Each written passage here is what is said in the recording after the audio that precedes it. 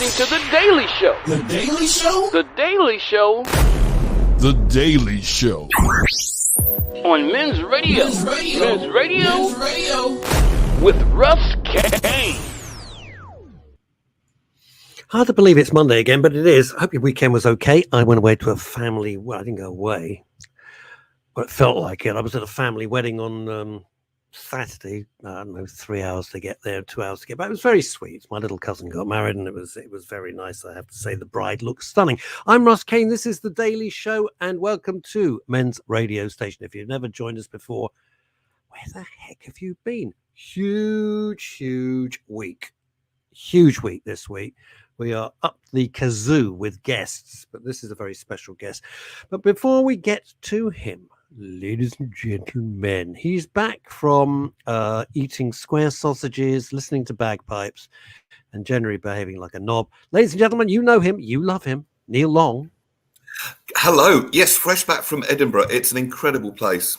And I managed to blag 2 comedy spots while I was up there, so that's fantastic. I saw that. I thought that was fantastic. I was very impressed. It's huge, isn't it? If you've never done the Edinburgh Fringe, you've no idea. Literally. I mean, just to put it in context. And by the way, Dave messaged me. I know we're going to bring him on in a minute. And said, "Did you want to?" And literally, I would have done Dave, but there was literally every single minute we had scheduled. I did not have time to meet anyone, so please don't be offended by that. But yeah, literally, if you imagine a buzzing city on a Saturday night, there's no trouble, everything's cool, the energy is up, the vibe is up, and it just feels really good.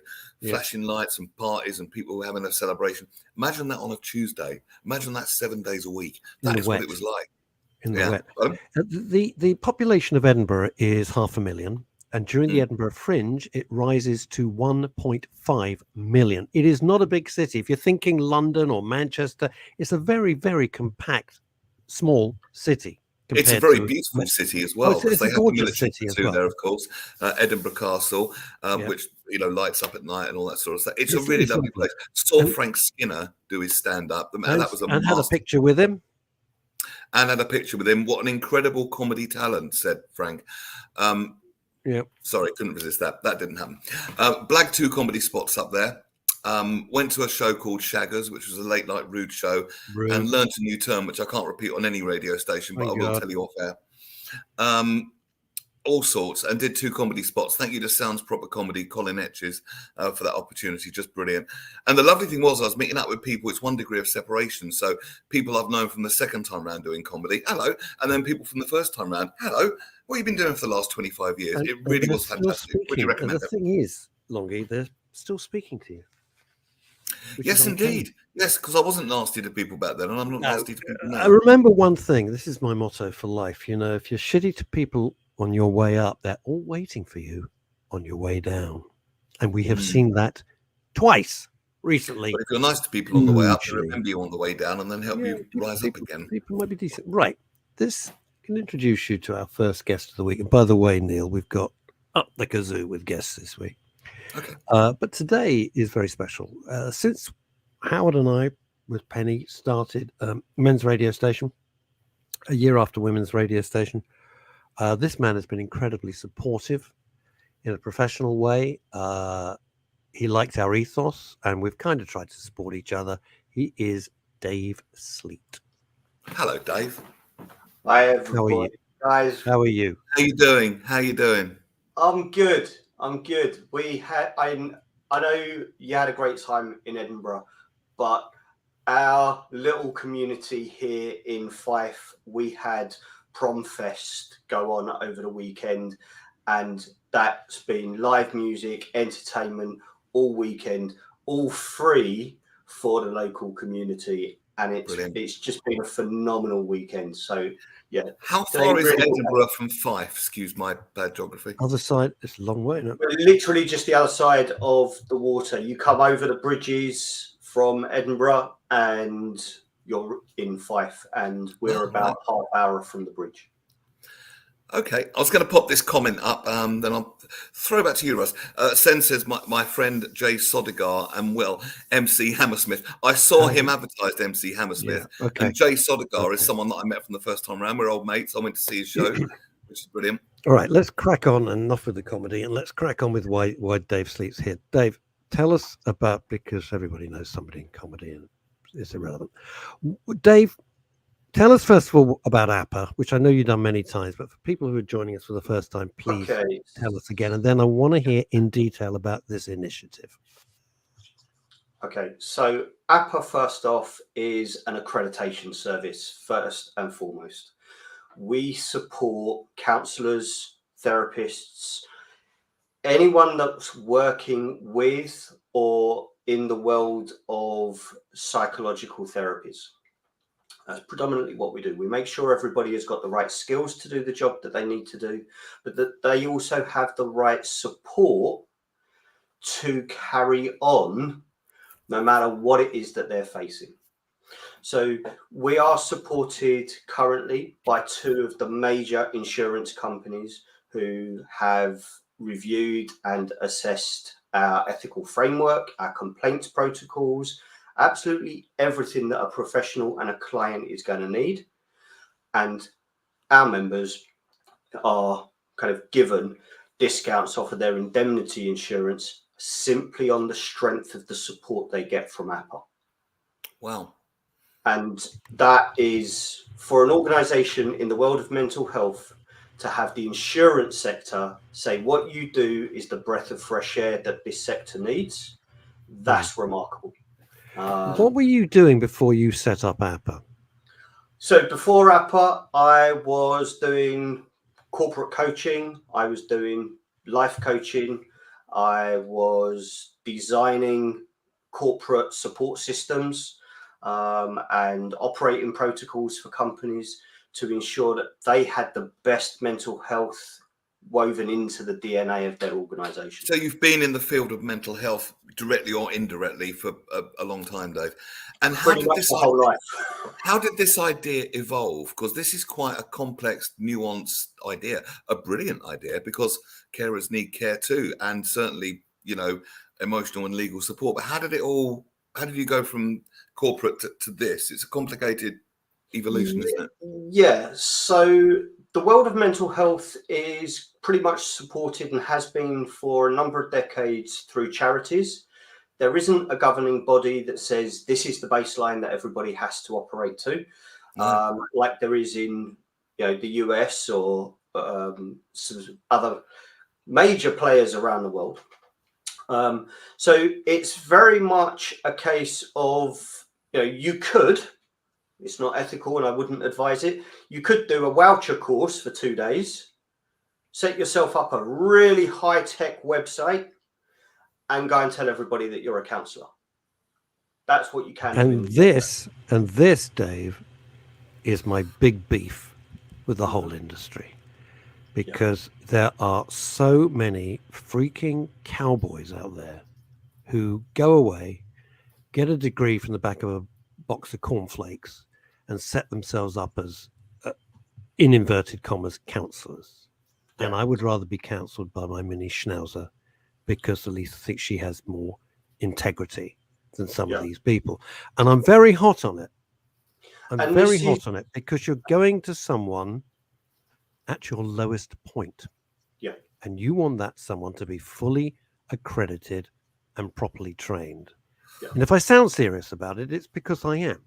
Yeah. It's because even on this show, it's vital. On this show over 4 or 5 years, some of the guests have come on and I've thought, you're a charlatan. And I got rid of them as soon as I could. Are you saying, you see, this is one of the things, you and I have talked about this a lot, but I want it out in the open. I know Neil knows this, but perhaps the audience watching all over the world doesn't know this. If you are a doctor, you are responsible to the British Medical Association, BMA. In other words, there is a governing body. But with counselling and all these ersatz skills, there is no governing body whatsoever. It's not actually governed. Good question, Neil. Why?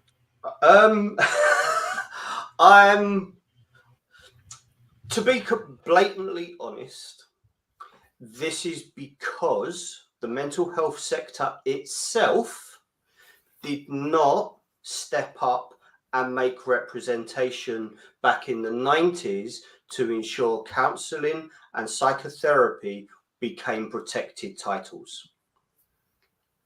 So when the employment law was written back in the 90s, and that's the basis for all employment processes now, those job titles were not protected in the same way that the BMA and other organisations represented their professionals. So they just kind of missed the boat, as it were. Whether that was deliberate or unintentional, I've no way of knowing. I mean, who can say? I mean, could it be? Could it change now? Because I think it yes. What you see, my question is, Neil's made a good point, saying, "Well, they missed the boat." Why was there a time frame on this? Why shouldn't it be every year adjusted now? Every year the parliamentary committee does look at this, and the idea of bringing regulation in after so long of self-regulation is always difficult, always. And you will never, ever find a level that the vast majority will kind of embrace. So it becomes a hard task. And that's pretty much why I think the decision makers in Parliament, and that's where the advice goes to the Health Secretary, say, do you know what? They have to regulate themselves, and they've got to get themselves sorted before we can make a governing body, and they're not. And it's a difficult thing because in Rusty's right. There are many people that can just do a 2-day course and then set themselves up, put their brass plate up anywhere. Yeah. But the converse can be true as well. I know professional friends of mine that aren't official psychotherapists, but they've had the experience of dealing with a mentally ill loved one and have set themselves up as counsellors after that, and they're getting better results than the so-called professionals. So it's not an easy call to make, but of course all that person gets is, well, you're not fully qualified. Well, yes, she is. Yes, she is. Dave, I want to ask you a few questions. So this is coming in. There's two very interesting points. Paul D. Brazil is saying this, and we read them out because you might be listening to this and not actually watching. I worked in welfare rights in the 90s, and counsellors and psychotherapists swarmed at that time. I'm going to come on to that point. Yeah. And this is an excellent point because I have zero sympathy for people who have bad results. It's like Graham Pack says this. Excellent point. It's like anyone giving a service like Botox or facelifts without knowing if they're properly accredited. I mean, these morons who say, let's have a Botox party, and some twerp arrives with a briefcase and starts injecting people. If it goes wrong, I have zero sympathy for you. It's entirely your fault. Yeah. You know why? You're an idiot. And let me ask you this. Dave, let me just ask you this. I want to put the corollary to you is this. If you are a fully accredited psychiatrist, let's be clear, not a counselor, not a therapist, I'm talking about a proper psychiatrist, you have had years of formal medical training. Am I right? Yes. That's entirely different. If you go, say, to Harley Street, that person will have had years and had to pass all sorts of exams and written long papers, etc. It is a laborious and difficult process. It is not the same as being a counsellor or a therapist. They're totally different things. Roles are very different.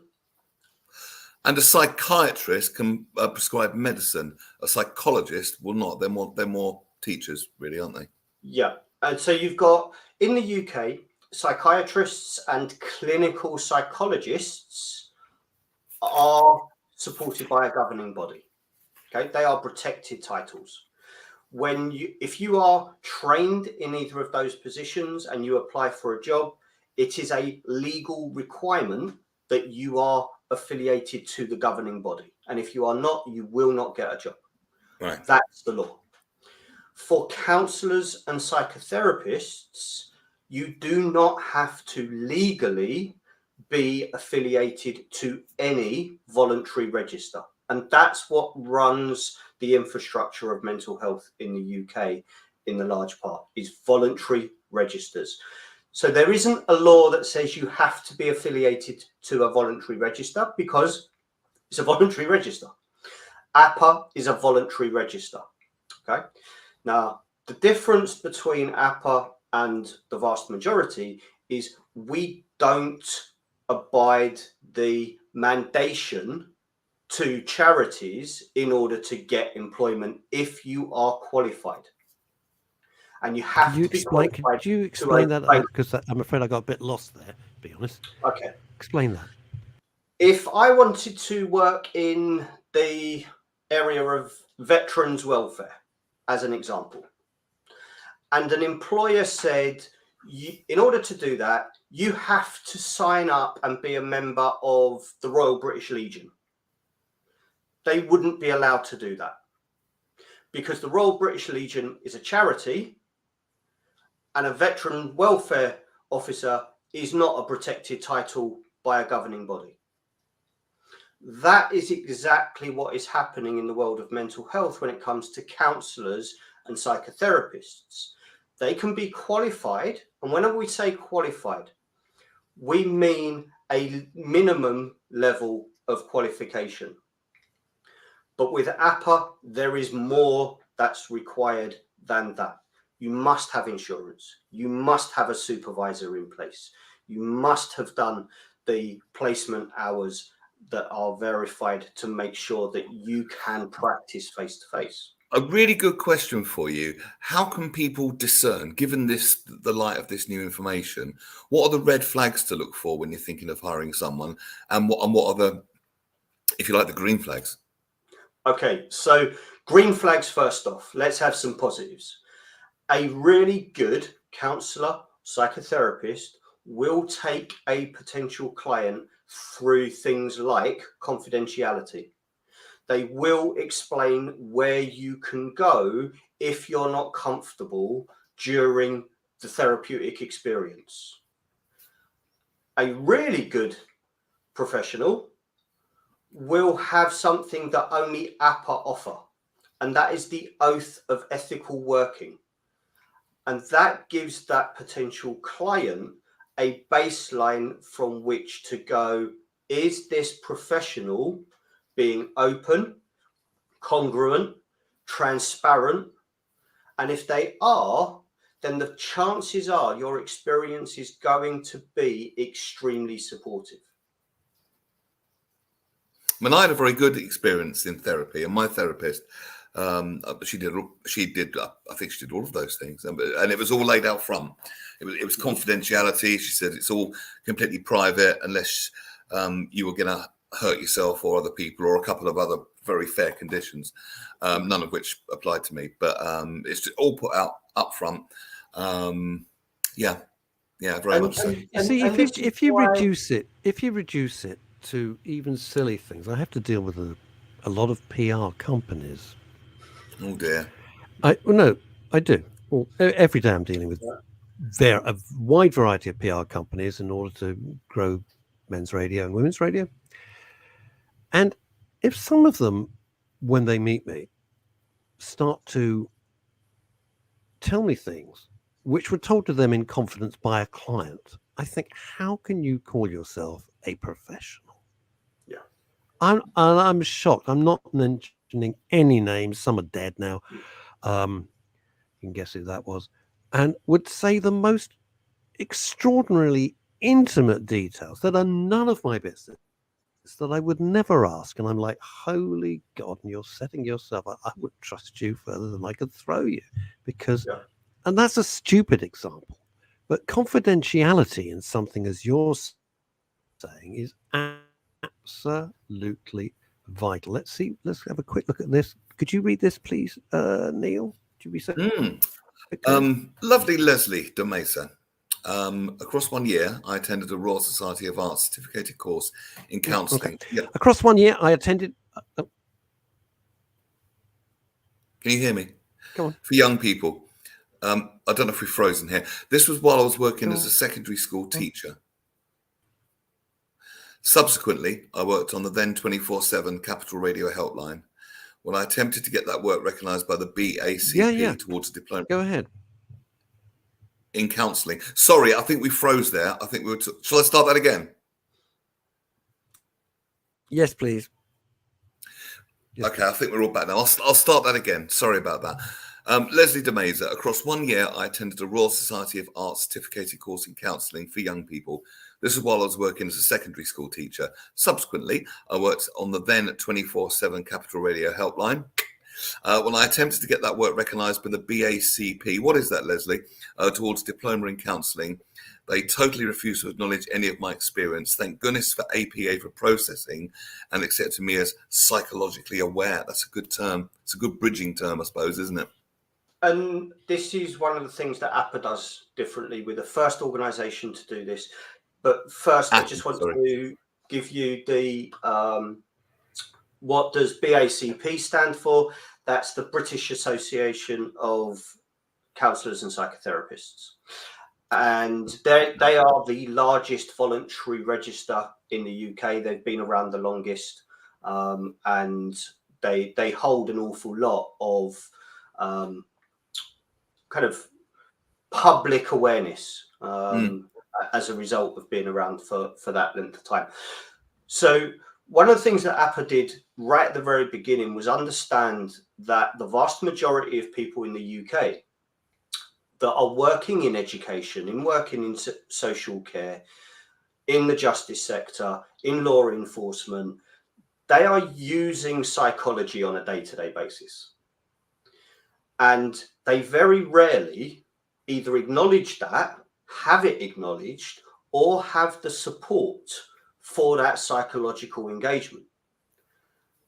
What APA did was create a psychologically alert level category within the membership.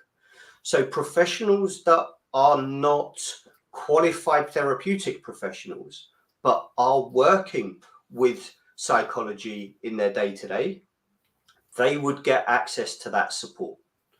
They would get access to 2 hours of free supervision from a qualified therapeutic supervisor when they needed it. And that makes all the difference to those social workers, those teachers, when something happens and they're impacted by. And I think, yeah, 2 points you raise here. Number one, carers need care too. Keep me on that side. I look slightly better. And vanity. And just to be acknowledged that people are using psychological skills every day, to have it recognised. Otherwise, they're just, I suppose, thrown into at the mercy of, particularly if you're dealing with people that are not particularly mentally well in the first place, with respect. Yeah, and this is one of the things that we've seen other voluntary registers that have previously kind of gone, no, we're not going to dilute the sector by having these other people coming in, etc., etc. They've started to adopt what APA's doing and have these wider categories available to people, simply because Siobhan and I have been able to demonstrate the benefit of having that support for those professionals. And we've seen members from all over the world who have come on board that aren't qualified therapeutic professionals, but they are using psychology, whether they are coaches, whether they are law enforcement, whether they are just mental health practitioners. They are being able to get effective psychological support from APA. Good. So, and that kind of, going back to Russ's question, how did all this come about? Was because Siobhan and I realized that the system was not creating the conditions for growth for those professionals. The system was not providing the professionals with the same level of care that those professionals are expected to provide to their clients. Well, how can they if they're not receiving the same themselves? It's a balance, surely. Exactly. So APA started as a kind of retreat provider to those professionals, and we ran retreats and gave professionals tips and tricks on how they could increase their resilience and their empowerment. And Sue, could you pop that comment back up for a second, Russ, that Sue put there? social workers often suffer second-degree trauma. I'm guessing you mean a lesser trauma, small t trauma, is that the right terminology, through their casework and need psychological mentoring outside the workplace. Yes, absolutely. Of course they do. Dave, where do you stand? I want to get onto the helpline in a minute. Yeah, sure. Where I'm ambivalent, except for people like Scott Lyons up in Wolverhampton, when major corporations do box ticking exercises and say, we have a mental health first aider. And I've been to conferences. I went along with my business partner, Howard, and, all the great and the good are there, and they're all beating their chests and telling the world how fantastic they are. And I'm thinking, what degree of training do these people, these mental first aiders, have, number one? And you've mentioned, and Neil's mentioned, the word confidentiality. If you're in a corporation, which thank God I'm not, and you go to somebody, how do you know they don't go to HR and say, well, that Neil Long, I wouldn't give him that big account that we're running because I think it's a bit unstable. He came to me last week. I'm using Neil's name as an example. So Thanks. One, how much, fine, Fred Smith.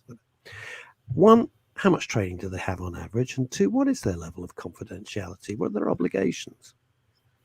Well, that's down ultimately to the corporations that take that path. And the way in which that is delivered.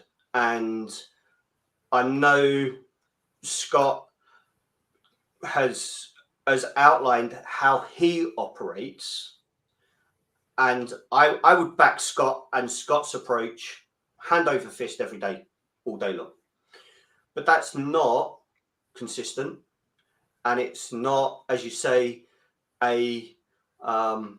it's not a standard that is anything more than what Scott and his organization do. So when it comes to mental health first aid, I do not want to belittle or disrespect anybody that goes through that process and reaches out, because it's a starting point. And that starting point can be the hardest place or the hardest step to take. So for anybody that is in a corporate setting that has a mental health first aider in their space, if they don't feel comfortable with how that's operating, then flag up that it's not comfortable. It could be a personality clash with the person that's already in that role, but it doesn't mean walk away from the idea of mental health first aid. That's a really good way of putting it. I recently heard that the police are responding less to so-called mental health cases. Neil, we covered this. I got to say before you answer, Neil was away last week. I covered this in depth last week, but I'd love. Wait, you wouldn't know, you were busy. And I'd like Dave Sleet's view on it. The police didn't say they're covering less. They said they're not going out, period, to mental health calls. Okay. The reason that they give, let me just as an addendum to that, and everyone went, whoa. As an addendum to that, what they said is, we don't want to be put in a position as police officers to do diagnosis. However, if the situation looks potentially violent or potentially dangerous, they still have powers to act. I think it's section 36 and section 35, certainly section 36 of the Police Powers Act. Now, I understand that, but, the tabloids just do, well, they're not coming, so you're stuffed. Panic. Yeah. How do you feel about that? But Neil's point is right. That's what the police have said, and it's not a rumor. I mean, it's not like tittle tattle. No, but I can understand that. They're not psychologists. It needs a whole revamp of the system, doesn't it? It needs greater understanding, greater training, I would have thought. And Samak has been pretty clear on what the scenario is. And they're not saying they won't come out to mental health calls, what they'll say is, currently what happens is when a call comes into the established process through 999 or 111, there is a screening process that happens. That screening process decides whether a blue light service needs to be sent out and which blue light service needs to be sent out. If it doesn't need to be sent out, then it won't go. But the screening is already in place. And what Mark and the team at the Met have led on is saying, we will go when there is a need for a blue light. If there's not, we won't, but we will have signposting done. We will do what we can in that. Well, that's fair enough. I mean, by blue light, you mean someone's in immediate danger. Yeah. A blue light service basically means someone in either a green suit or a yellow jacket is going to be arriving at the scene wherever that call is made. And I'm assuming, I'm going out on a limb here, but it's either the person is a danger to themselves, just be graphic, they're standing on a ledge on the third floor or something, or they are threatening the well-being of somebody else, whether it's in their family or a general member of the public.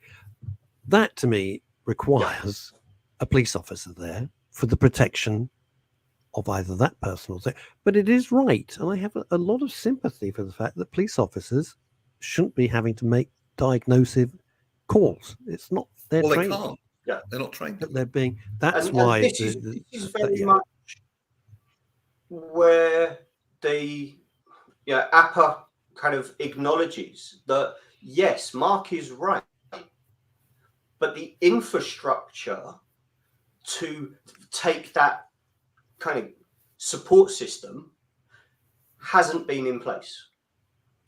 And because it hasn't been in place, that's why blue light services have stepped into that breach.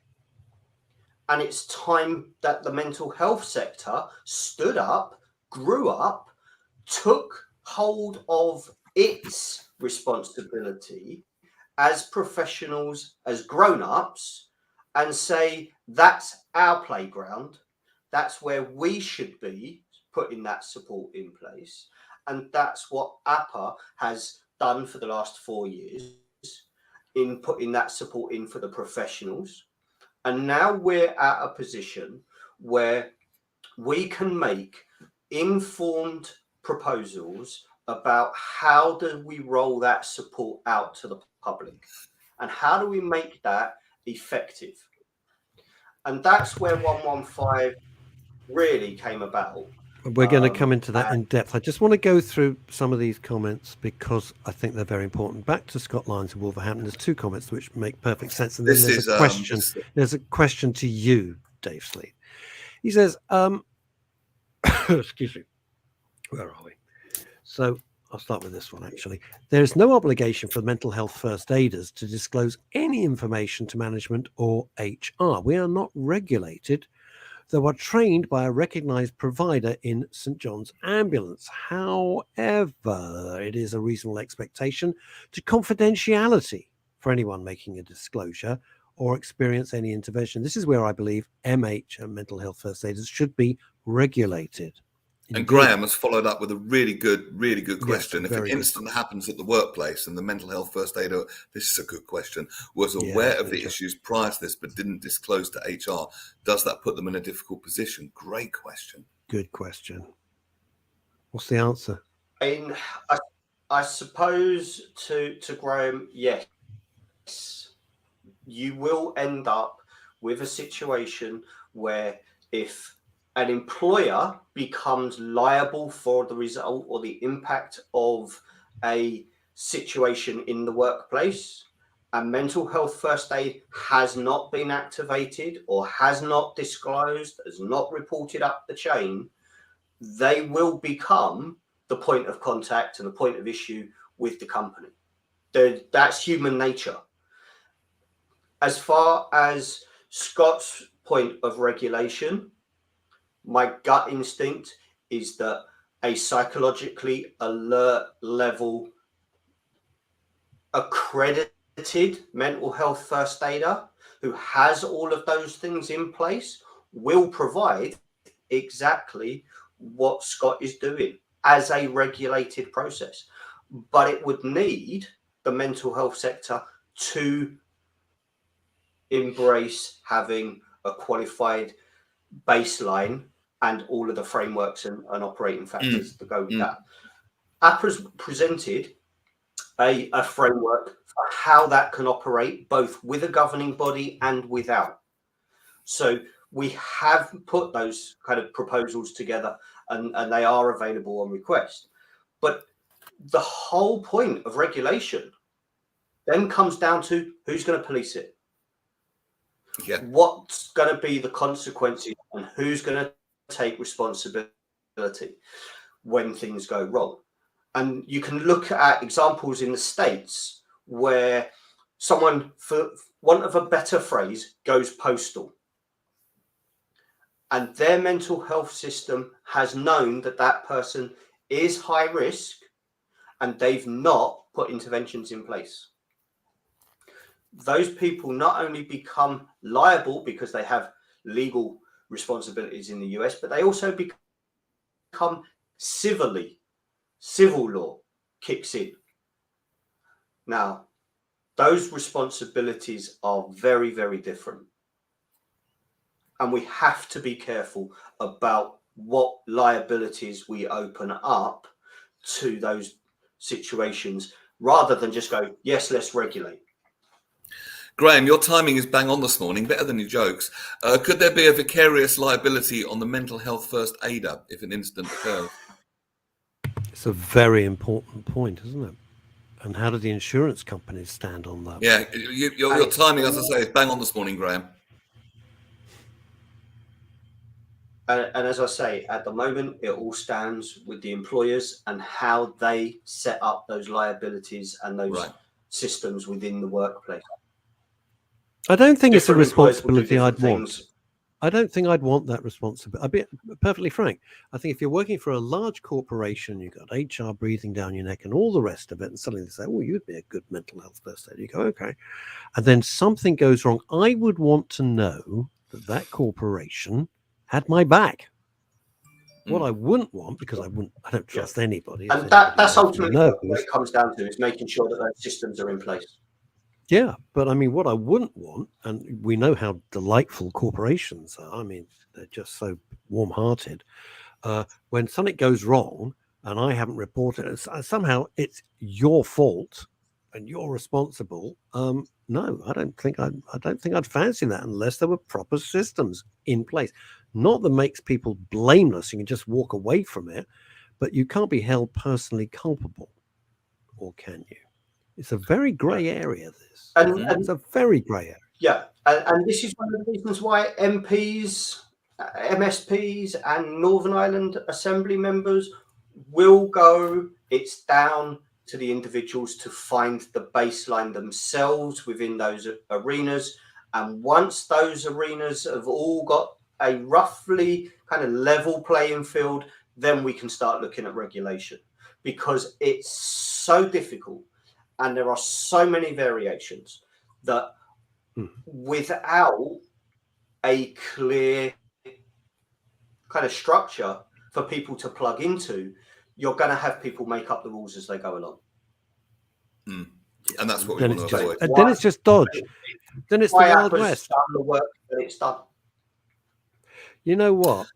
When you say that, it's like, and then it becomes Dodge City. It's the Wild West, exactly like the internet, exactly like social media, because somehow the rules don't apply. Oh, it's too difficult to manage now. Oh, we can't actually govern it because the gene is out the bottle and all this stuff, because nobody did any grown-up thinking.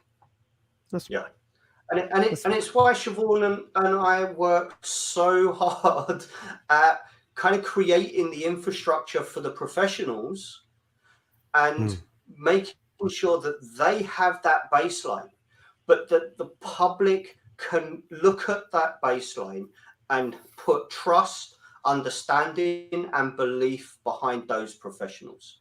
Because you've heard me say it over and over again, the key to any success is going to be the engagement of trust, understanding, and belief. And when you have that TUB rating in place, things get done effectively, they get done quickly, and they get done sustainably.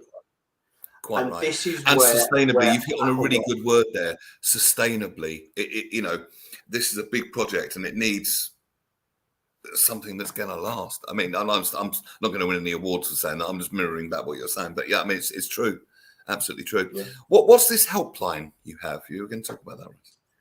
Okay, so 115 is a collaboration between APA and Mental Health Change, who have already done a huge amount of research with aftercare providers and the understanding of how quickly a support intervention can make the difference to the outcome for someone experiencing a mental health need. So literally, just pick up the phone and dial 115. Hopefully, we will get to that point. It's going to take some time in order for that to take place, and it's going to take a huge amount of investment, but not as much as most people would think. The starting point for what APA and Mental Health Change have put together is using the system we already have in place for both point of contact and aftercare. What we've proposed is that somebody would be able to ring 111 or 999 as they do now, go through the screening as they do now. And this is where the diversion kicks in. Instead of, we can't help you, we're not going to send a blue light, but someone will call you back within 7 days, you would be told, I'm going to put you through to an appropriately qualified therapeutic professional right now.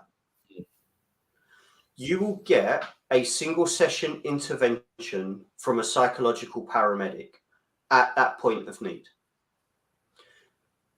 By the end of that call, you will either have resolved or be stable to move on without any further intervention, or you will have an informed referral to an aftercare provider that has already gone through the screening process and everything else, and they will kick in within 48 hours. I think a lot less people would fall through the cracks if that was in place, wouldn't it? Hugely. This is Dave. I've got to say, you and I, Dave, you and I have talked about this. I'm sorry, we're not talking over each other, everybody. By the way, it is the system. There is this infuriating lag. Nothing we can do about it, I'm afraid. It is what it is.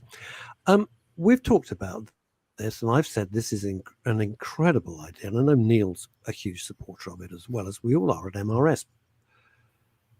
But it sounds like I'm going to choose a bit of a pipe dream, in as much as this has got to be two things: one, expensive to do, and two, you've got to get everybody else on board. This can't be a cheap thing to bring in effectively, can it? Okay, so when it comes to budget, currently it's estimated around £100 million is wasted by NHS because mental health services, as they run currently, don't hit the mark. Repeat calls to 111 are the largest portion of mental health calls. Repeat calls. That's people that have rung, been told somebody will call them, and they've still rung back into the system. And when we look at what the NHS says about its own outcomes, it's shocking. And I don't want to scare anybody, but the reality is, in 2019, the last set of NHS figures that are public, over 320,000 mental health only calls were made in England and Wales. Of those calls, those that all got callbacks, how many actually connected to the person that made the call? 1%. How many? 1%. Oh, God. I was going to say 5.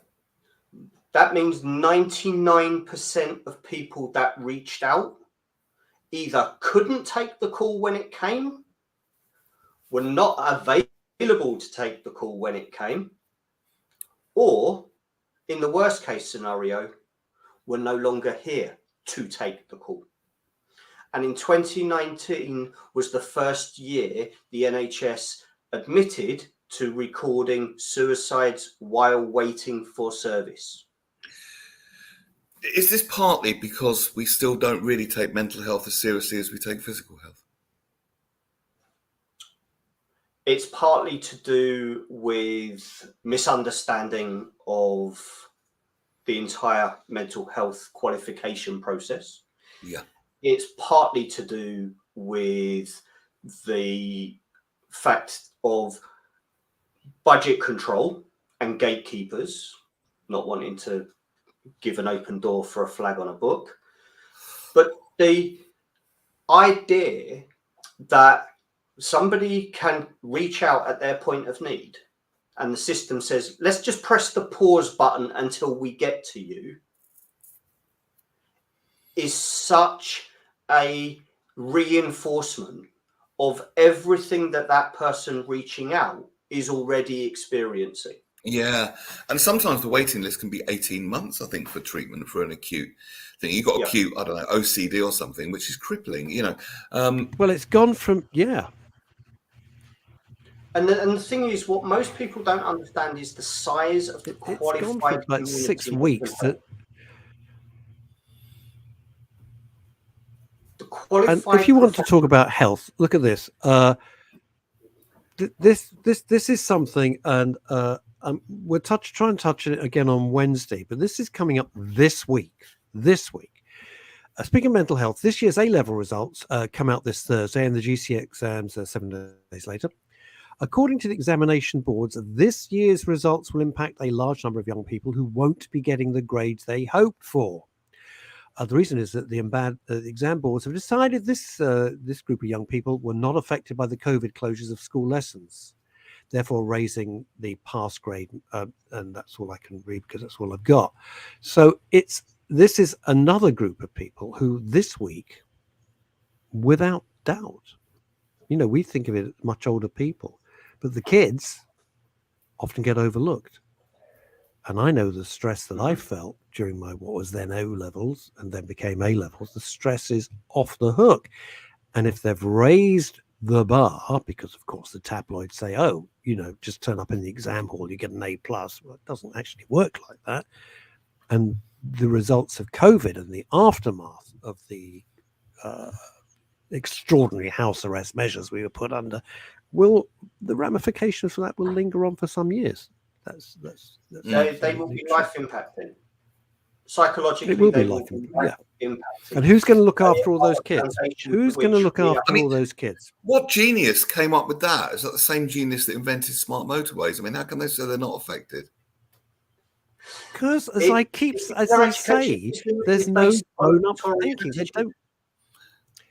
I get very frustrated by this, which is apparent from my face today, I know, because everything is just a knee-jerk reaction. You can't run your entire life, the life of a nation, with a bunch of chances doing knee-jerk reactions. There needs to be some long-term thinking, some long-term planning. It's no difficult. One of my guests will be next week talking about, he's one of the leading people in the car industry in the United Kingdom.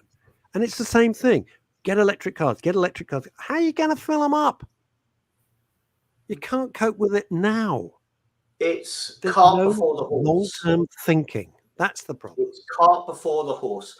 And for anyone that's going through those exam processes and waiting for their results, please know that your results in the next 5 years to any employer won't even be looked at. No. They won't be looked at unless you are staying in education. And the reason is most employers are smart enough to know everybody is impacted by what went on with the pandemic. They want people with the personality and the attitude to work in the environment that their organization operates. Demonstrating your personality, your attitude, and what APA uses in our training courses that support young people is your soft skills are now more important and will be more important than any piece of educational verification than has ever been. It's interesting. Sorry. Because so-called soft skills were seen as almost prissy a while ago, weren't they? Yeah, like a nice to have, but not essential. Neil's not even that. Almost derogatory. Almost, and I don't mean this. That's for girls. That kind of thing, and that kind of patronising nonsense. But you see, here's the thing, Dave. Here's the dichotomy that we have. I've got a family member, and not thinking of going to university, and I said, well, don't. If you can get a job, it puts you 3 years ahead minimum of everybody else, and you got a job, and you got the training. Do you know? Now the problem, I just want to ask this one question.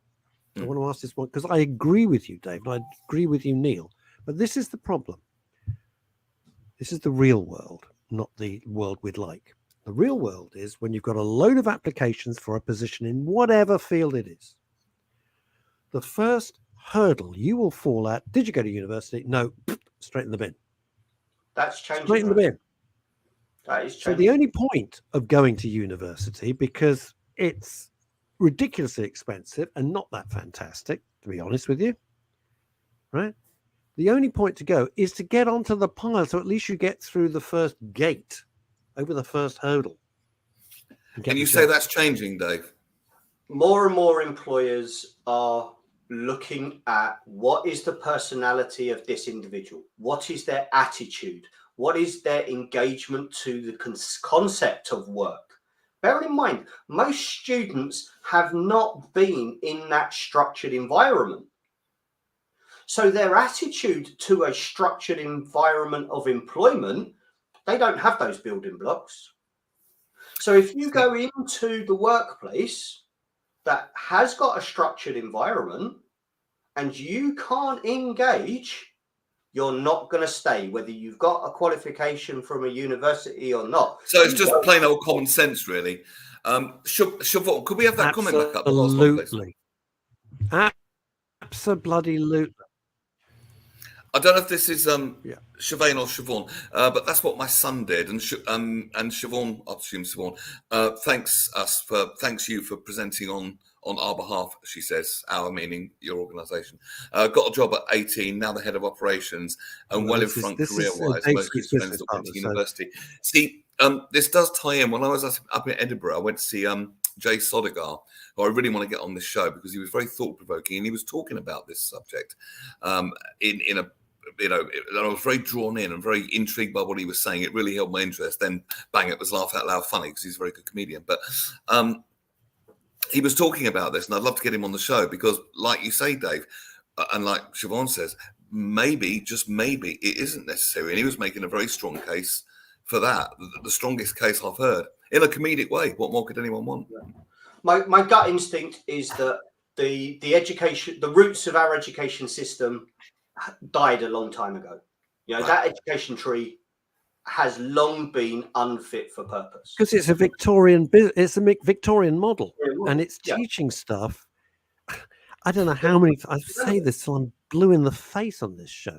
It's teaching stuff that you're never going to use. Yes, you need basic English, of course you do. You need basic maths, but to put it into a practical way, to run a household budget, to understand.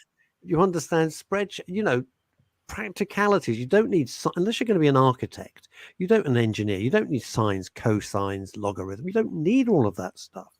You don't need equations. It's a nonsense. When we look at education systems around the world, that are light years ahead of the UK. They have a much more balanced approach to life education. Who's doing it better than we are, in your opinion? Japan, Scandinavia, even Australia to a degree is doing it better than we are. There is a lot with the Australian system I wouldn't kind of advocate importing. But the other thing to highlight is some of the amazing success stories in our own education system. They don't happen because of the system. They happen because educators educate for life and they educate for the individual that is in front of them. So they happen despite the system, not because of it. Yeah. The system's very good at trumpeting success. Very key question coming in. Dave Sleet. Dave Sleet, a very important question coming in from Wolverhampton. Dave, is your shirt branded for ANA to match the background or just a great wardrobe choice? The big questions only on The Daily Show. Well, I'd love to say it's branded, but it's just a really good wardrobe choice. Wow. Talk about a lucky break. Talk about a lucky break. Let me ask you this. How soon could you implement the 115? I mean, it's a fantastic idea. Where is this vision in terms of manifesting, as it were? What can happen? Okay, from the point of a green light, the IT build would take about 3 to 6 months, including the live testing and everything else, from what we understand from the IT company and Timeless IMS, who have been kind of instrumental in kind of designing that structure and how that can work. The training of the professionals to be able to do the psychological paramedic role and do that single session intervention, that would take roughly the same sort of time, dependent on how many people were green lighted for the scale of the project, and that will come down to budgets set by NHS. The rollout, everything else could in theory be done in less than 12 months, in theory. Wow. But it would take the same attitude to resolution as getting the immunity booster that was called a vaccine. We need the same attitude of we need it, it has to happen, make it happen. You see, isn't it fascinating? Isn't it nothing can be done. Nothing. Hang on, you built a bloody huge hospital for 3,000 beds in about 5.5 minutes down at the Excel Centre in London. That happened. How many people were there? 47 maximum, 3,000 bed. I mean, Jesus. Wait a minute. You managed to inoculate the entire country, 65 million people, put them all under house arrest. It happened. You can do it like that. If you want to do it, it can be done. And it comes back anything can be done if you have the will. Anything can be done if you have the collective will. Yeah. Stephen Covey made one of the 7 habits, choose your attitude. You choose your attitude and the rest will follow. And if you look at the attitude that was prevalent, whether we like it or not, jobs got done. Yeah. And this is the same with mental health. The attitude, yes, we can help.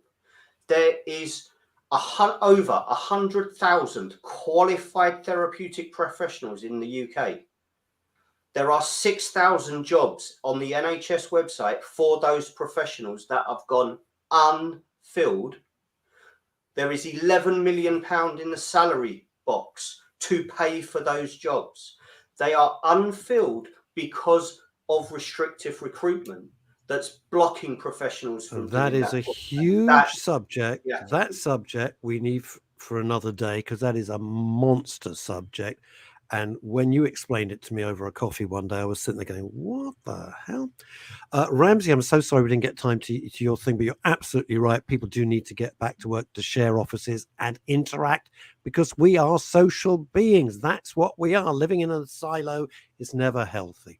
Dave Sleet, as ever, inspirational. You know how much we love you here at the men's radio station and women's radio station. You know that.